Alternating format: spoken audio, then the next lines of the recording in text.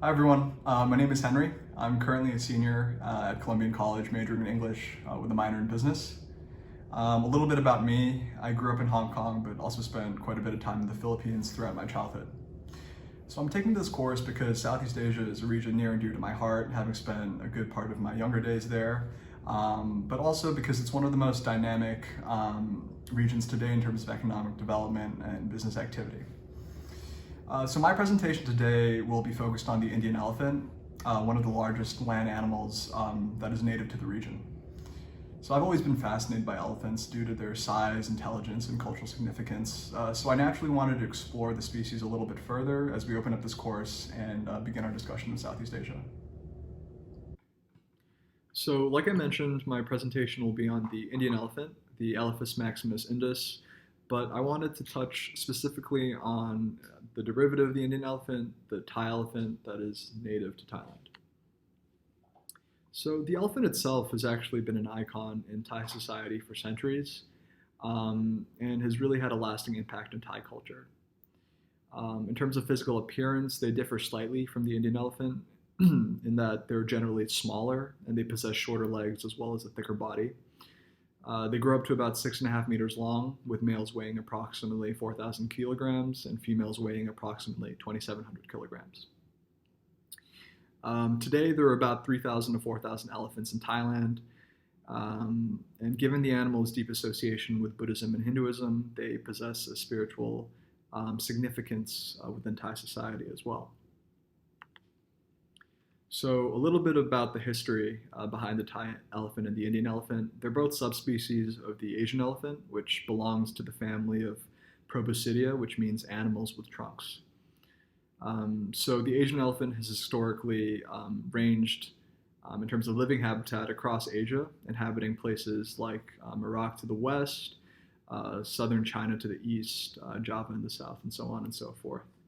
But due to centuries of hunting as well as habitat destruction, the species numbers have seen a dramatic decline across countries. So in Thailand in the early 1900s, there was an estimated 100,000 domesticated or captive elephants. And like I mentioned earlier, that number has fallen to about 3,000 to 4,000 today. Just a little bit of a fun fact. The first recorded Thai elephant in Thai history was actually on the stone inscription of King Ramkhamhaeng the Great of Sukhothai, who ruled from 1279 to 1298. And so this inscription recounts the king and his elephant Bekpon attacking Kun Samchon, who's the ruler of Mongchot, a neighboring sort of area, in order to defend his father and his kingdom.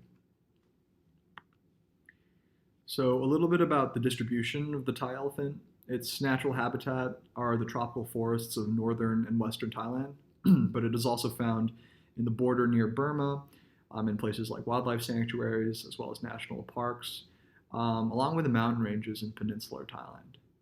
So because these elephants are so large and they require so much nutrients as well as sustenance in order to sustain themselves, they require an area of at least 100 kilometers squared in order to graze.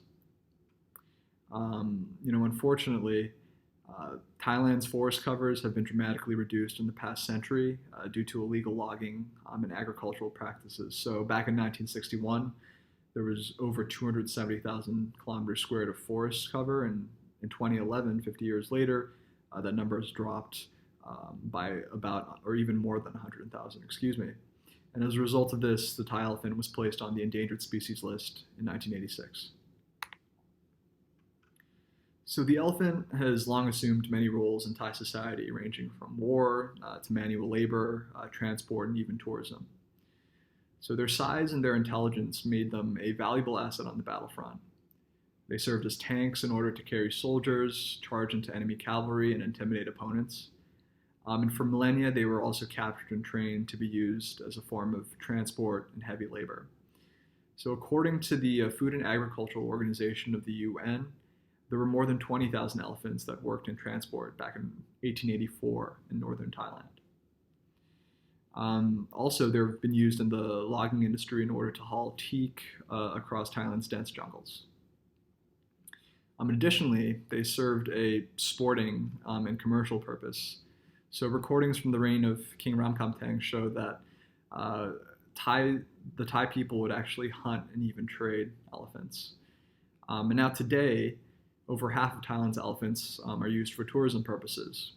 But there is this ongoing debate regarding the ethics behind using elephants for tourism, because they're often subject to poor living conditions and cruel practices that don't support or suit their biological needs.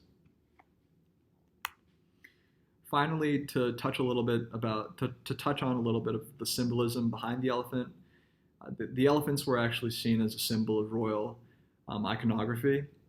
And the white elephant specifically was associated with royalty as well as monarchical power. They were seen as this symbol of strength, and they conveyed things like justice as well as power. And there was historical evidence actually that the status of a king was actually judged by the number of white elephants that he had in his possession. Today, with the Thai elephant being the national symbol of Thailand, thousands of locals still flock to attend elephant worship festivals such as the Surin Elephant Roundup every year. So that does it for my presentation. Thank you guys for listening, and I'm very excited to work with you more throughout the summer. Thank you.